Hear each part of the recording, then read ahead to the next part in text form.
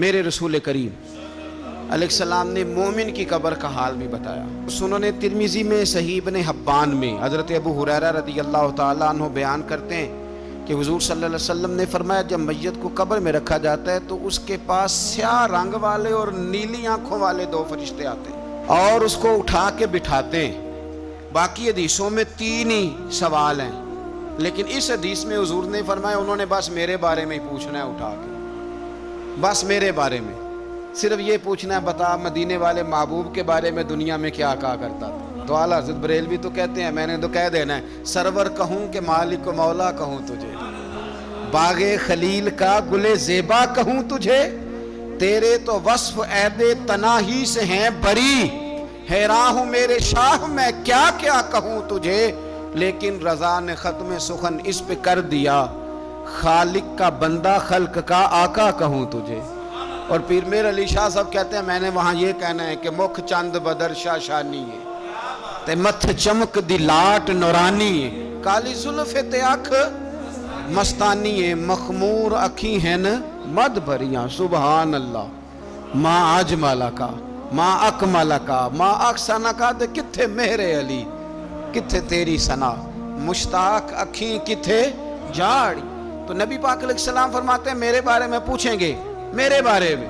ویسے بھی ایک سوال لازمی ہوتا ہے نا، یہ والا سوال لازمی ہے، من ربو کا پوچھ کے نا تو جنت جہنم کا فیصلہ نہیں، ماں دینوں کا پوچھ کے جنت جہنم کا فیصلہ۔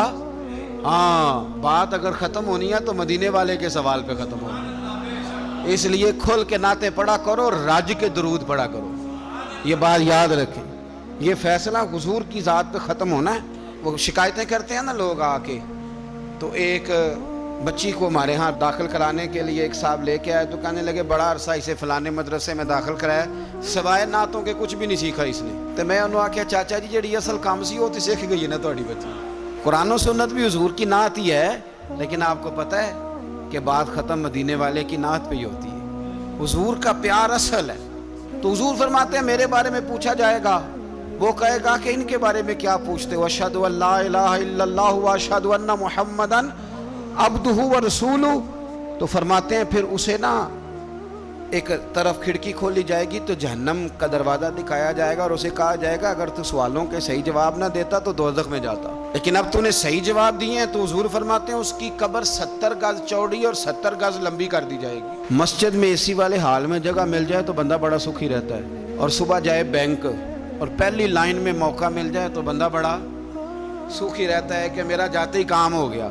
او خدا کے بندے، قبر بندے کی قبر، مکان اچھی سوسائٹی میں اچھا خستہ اور سستا مل جائے تو بندہ کہتا ہے کہ سودا بڑا واردہ لب گیا، بھائی بڑا کمال ہو گیا، مزہ نہیں آ گیا۔ قبر 70 گز لمبی اور 70 گز چوڑی، اور یہ ترمذی شریف پڑھ رہا ہوں، بڑی مزیدار حدیث۔ نبی پاک صلی اللہ علیہ وسلم فرمانے لگے پھر اس کی قبر کو نور سے بھر دیا جائے گا۔ حضور کو پہچان گیا نا، قبر نور سے بھر دی گئی اور جب 70 گز لمبی کر دی گئی تو بڑے پیارے لفظ ہیں حدیث کے۔ حضور فرماتے ہیں وہ بندہ پھر فرشتوں سے ایک بات کہے گا، عربی میں بھی ہے اردو میں بھی ہے، وہ میرا دل کرتا ہے پنجابی میں بتاؤں۔ وہ نا فرشتوں سے وہ بندہ کہتا ہے جب قبر ہو گئی نا 70 گز لمبی 70 گز چوڑی اور نور سے بھر گئی، قربان جائیں، حضور فرماتے ہیں وہ مردہ وہ جو قبر میں پہنچا ہے جب اس کی قبر کو یہ شان ملتی ہے تو فرشتوں سے پتہ کیا کہتا ہے؟ کہتا ہے میں گھر نہ داسا وہاں جا کے، یہ ذرا گھر نہ بتاؤں دوڑ کے، یہ ذرا میں اپنے گھر بتاؤں بھاگ کے کہ اللہ نے بڑی خیر کر دی، اپنی اماں نہ داسا وہاں، میں بچوں کو بتا کے آؤں کہ موج بن گئی ہے، میں بتاؤں اپنی بیوی کو، بتاؤں اپنے بہن بھائیوں کو، میں گھر نہ داسا وہاں۔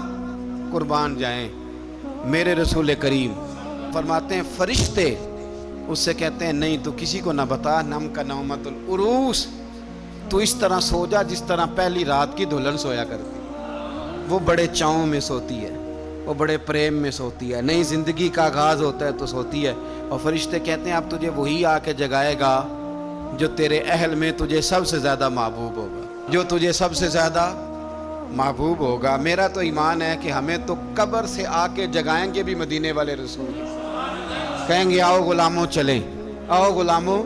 اور وہ کشمیر کے رومی وقت نے میاں صاحب نے کہا تھا بعد مرن دے قبر میری تے میرے اپیرا जे कर पावे फेरा।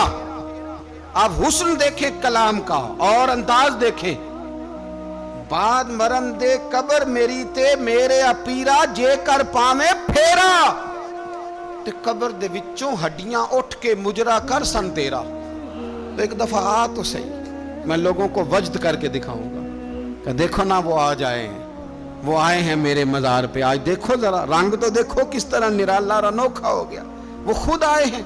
मोमन की कब्र जन्नत का बाग बनेगी, उसे नवाजा जाएगा, उसे दिया जाएगा, उसे अता किया जाएगा।